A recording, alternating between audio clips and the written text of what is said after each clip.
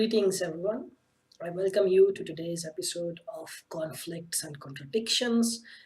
Today, we will discuss one of the proposed justifications of having a public sector in a private enterprise economy and to the contradictions that arise when we confront it with the realities of our life. In that, I will be using Musgrave and Musgrave Public Finance Theory and Practice 4th edition as a reference book.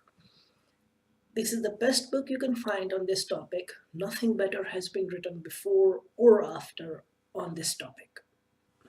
In the first chapter of this book, there is a section named Need of Public Sector, where authors provide 7 justifications for having a public sector in a private enterprise economy, which they claim are practical ones and not ideological ones. A private enterprise economy is a free market economy where every individual is free to enter or exit market as they wish. I will go through each of those 7 points and confront each of them with the realities of life and study the contradictions that arise, starting from the first one today. So let us begin our episode. The first of the 7 points Musgrave and Musgrave propose is the justification of having a public sector in private enterprise economy is the claim that the market mechanism leads to efficient use, that is to say, produces what consumers want most and does so in the cheapest way is based on the condition of competitive factor and product markets. This means that there must be no obstacles to free entry and that the consumers and producers must have full knowledge of the market. Government regulations or other measures are needed to secure these conditions. Now let us confront this with the conflicts and contradictions of our real life found by observation and study the implications.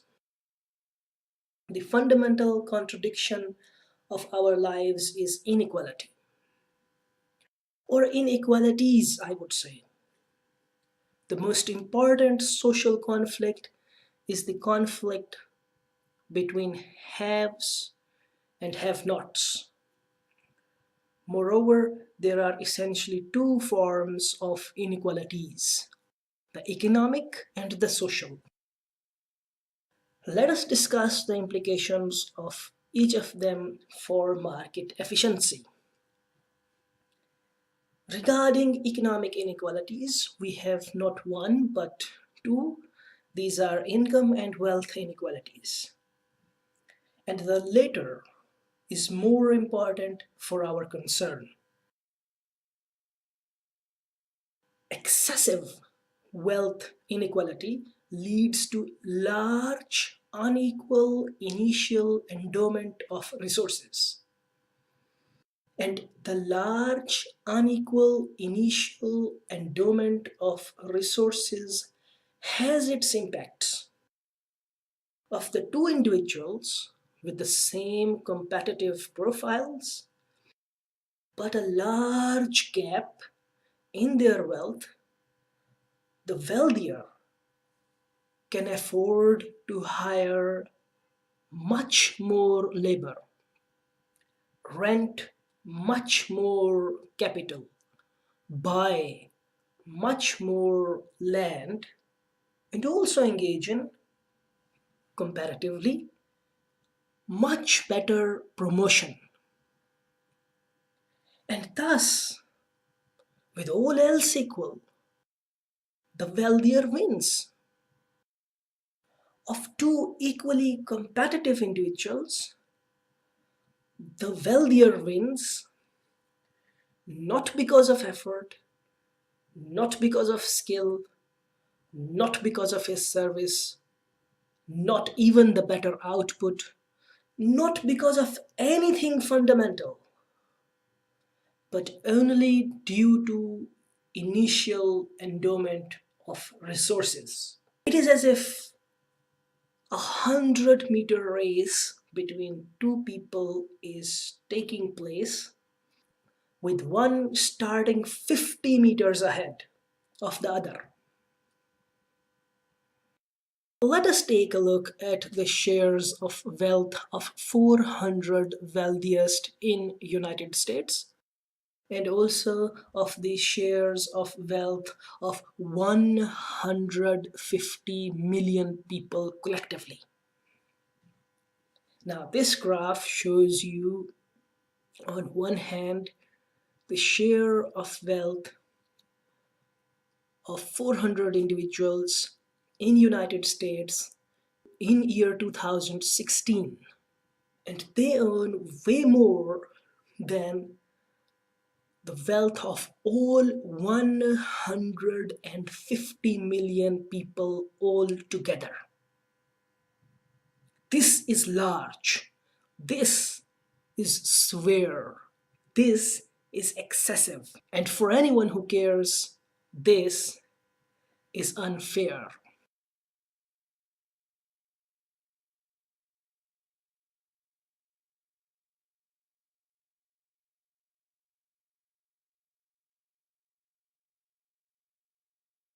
And this excessive wealth inequality sets path for the cycle of events where wealth creates more wealth. Here I would point out something similar what Karl Marx called the circuit of money, commodity, money, where money is used to buy commodity only to be resold for more money. Although it is not our topic, it is a possible area of study and also very interesting, which also explains how initial unequal endowment of resources in a simple buying for reselling economy can result in further aggravation of economic inequality. Coming back to our original topic, when competition begins, those with more wealth can hire more labor, buy more capital, rent more land, and invest more in marketing efforts as compared to those with little wealth. Hence, the wealth inequality induces a lack of competition. In fact, sometimes put to an end all competition. The less wealthy incumbent is destined to lose with reduced competition, monopolistic or oligopolistic state of market prevails, which means a few people dominate market. We may say that the wealth inequality and the competitiveness of an economy are inversely proportional to each other beyond a certain point of wealth inequality. As it becomes excessive, it starts to reduce competition. The excessive wealth inequality acts as a barrier to market entry, leaving markets less than efficient.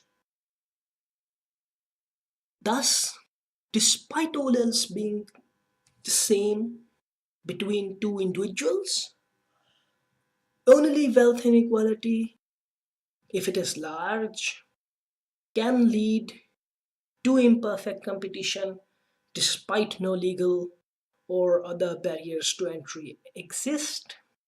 Only wealth inequality acts as a barrier.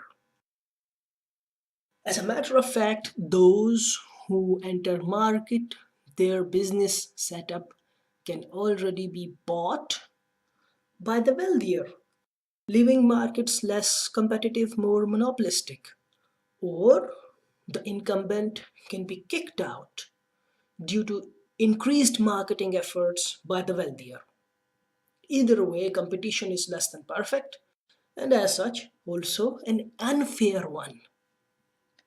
Let us take a look at statistics of inequality once more. before we proceed further and observe the gap here.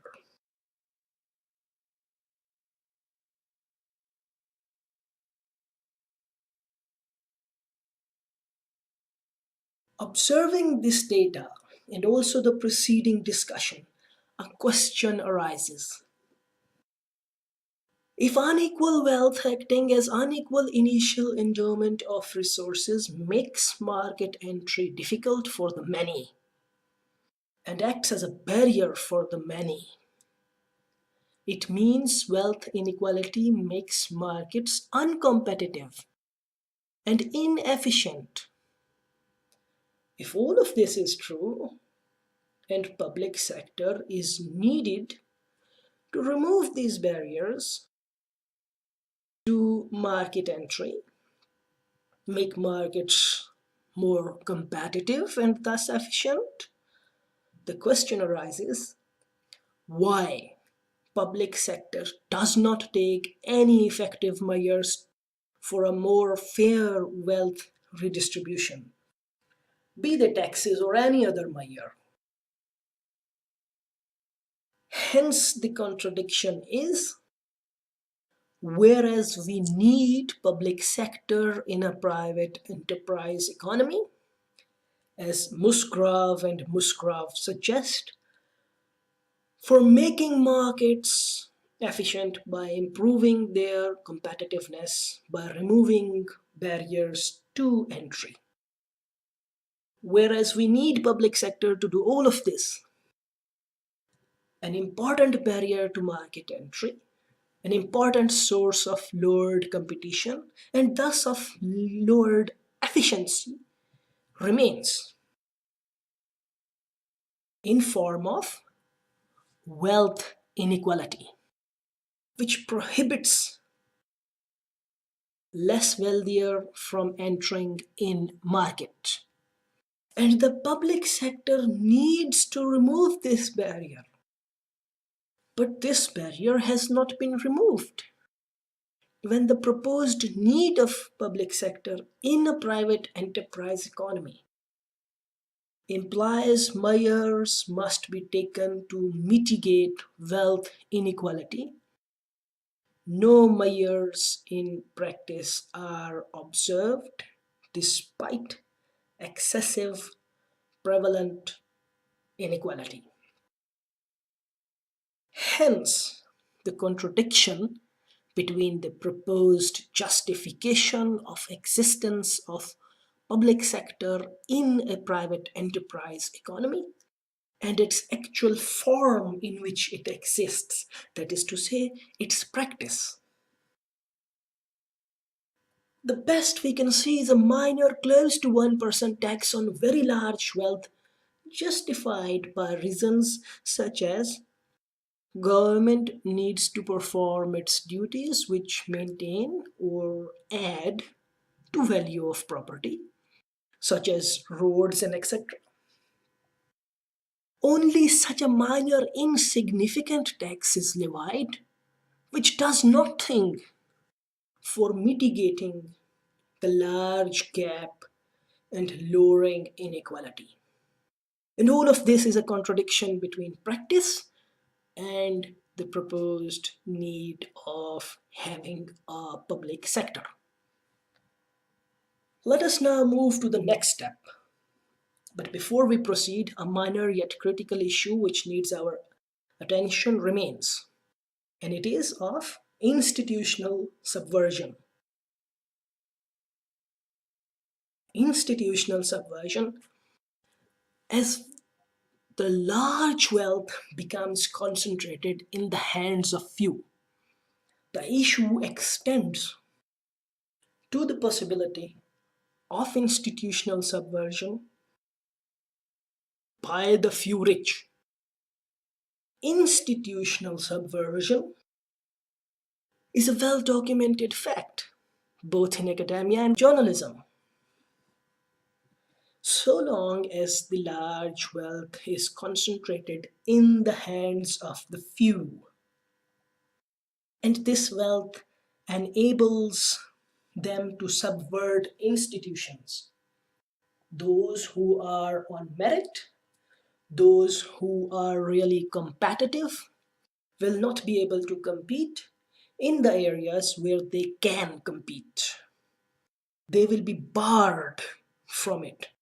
A barrier in their way will remain. The barrier to entry in the market is once more aggravated, and this barrier is institutional subversion due to excessive wealth inequality.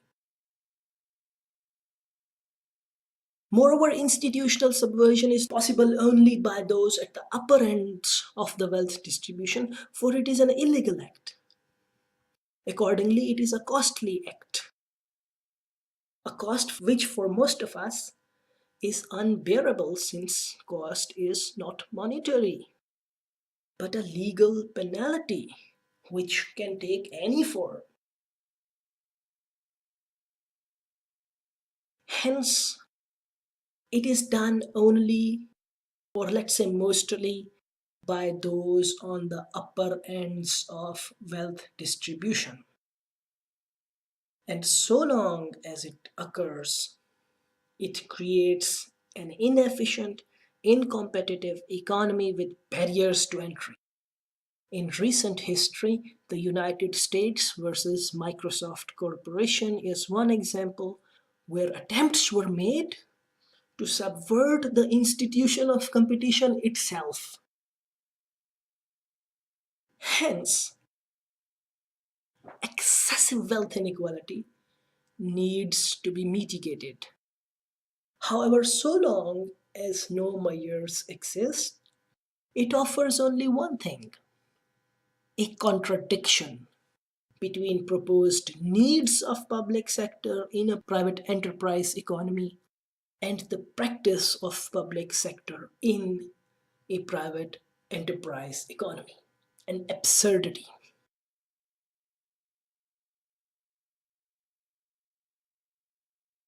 Coming to the main discussion, in addition to these practical issues, a theoretical absurdity arises. Another contradiction appears. When income tax is levied and justified by appeal to concerns of equality or fair distribution of income. If fairness is a concern, then it is also fair to have fair competition and fair to have equal opportunity to enter in market, fair to have efficient market, and as well it is fair to have fair wealth distribution. Put simply, it is fair to have no barrier to entry in market. But if this be true, then an absurd state prevails in theory. When the fairness concerns motivate income tax, but the similar fairness concerns are absent in face of excessive wealth inequalities.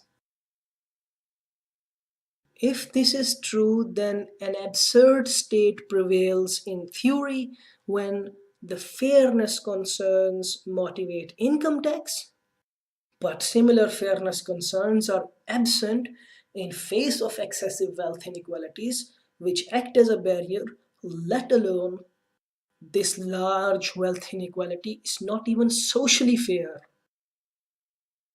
Now, I am not suggesting that we go on confiscating any and every bit of wealth from whosoever.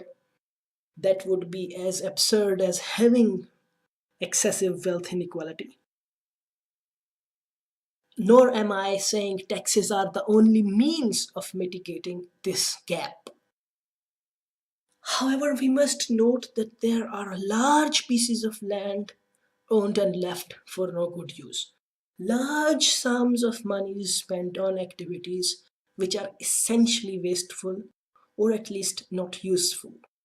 Excessive division of wealth exists, with homelessness at one hand and ownership of dozens of houses by one individual On the other hand, excessive wealth inequality is what need to be resolved. Hence, wealth inequality ought to be mitigated, not eradicated. And all means must be opted, tax or otherwise. And this inequality of wealth is just not economically inefficient, but socially unfair too. It is unfair socially and unfair economically, as it is a barrier to market. And if fairness concerns motivate income tax, and fairness concerns do not motivate eradication of market barrier by means of fair wealth distribution, and hence wealth tax or any other measures. If fairness concerns motivate income redistribution but not wealth redistribution, a contradiction holds for all the reasons we already discussed. So long as this holds, an absurd thinking prevails in academic, scholastic, public finance. The scholastic approach remains blind to its own contradictions when in fact being scholastic means at least being thorough enough not to incur at least logical contradictions. Hence, if efficiency is sought and eradication of barriers to market entry is our means to achieve it, and we do levy income taxes for fairness concerns, a lack of measure of fairly equal distribution of wealth is twice a contradiction. First, due to lack of any measure to mitigate wealth inequality despite excessive inequality, which acts as a barrier to market entry. And second, by appealing to fairness concerns and then only applying them to income redistribution when in fact wealth redistribution is equally or sometimes more critical. And as such, one good reason to question the validity of popular scholastic theory of public finance in face of analytical approach opted by them, which is supposedly very sensitive to logical contradictions and pursues logical consistency so explicitly. And so not just once but twice, the existence of wealth inequality shows that it contradicts with the proposed needs of public sector in a private enterprise economy. If all these remain and are not brought to knowledge and are not made explicit, they will show in policy, and as such they already do in form of absence of wealth tax or any other measure to mitigate this inequality. Next, the second set of inequalities are social, of which racial and gender discrimination are two important ones. Given the two inequalities, gender and racial, even with equal wealth, the women or those facing racial discrimination will find it hard to enter in market and even harder to compete. During the process of hiring of labor, purchasing of capital, renting of land, and perhaps also during promotion, the race and gender can play a discriminatory role, and if it becomes stronger, it can lead to lowered competition.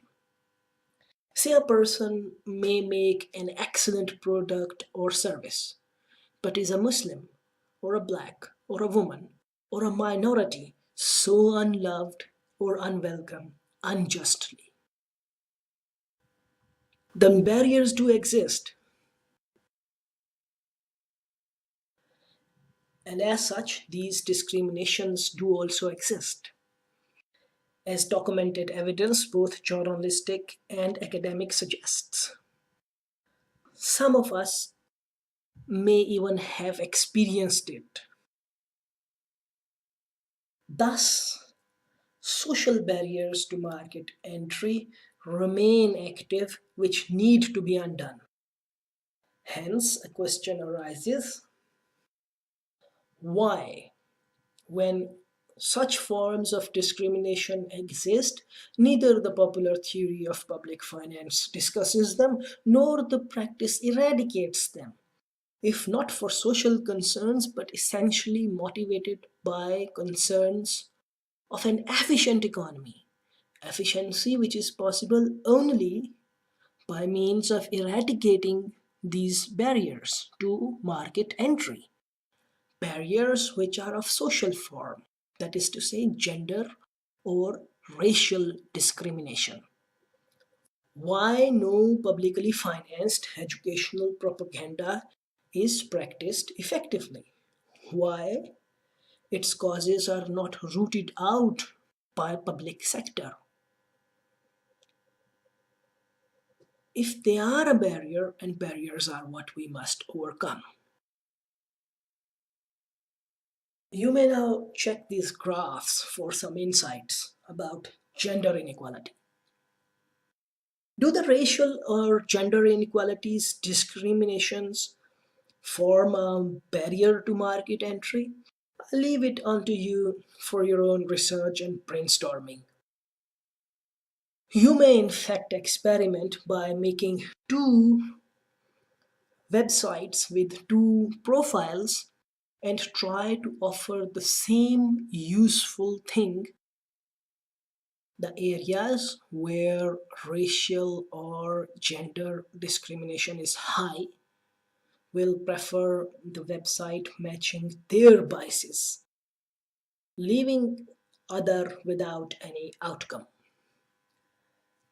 That is to say, of a black or a Muslim profile against a white profile, or a woman profile against a man profile. In areas where such biases are strong, white male will get audience, leaving the other without any audience, hence an experimental evidence of barrier to entry in market. And here again, the contradiction is between proposed need of having a public sector in private enterprise economy and the actual practice of public sector in a private enterprise economy, whereas private enterprise economy is essentially one which is free market, where anyone can enter in the market. Whereas proposed need is to remove barriers to market entry, to make market more competitive, to achieve efficiency. The practice contradicts it by either total or partial lack of any effective action taken by public policy to effectively eradicate these barriers. The barriers in form of social discrimination, gender or racial or any.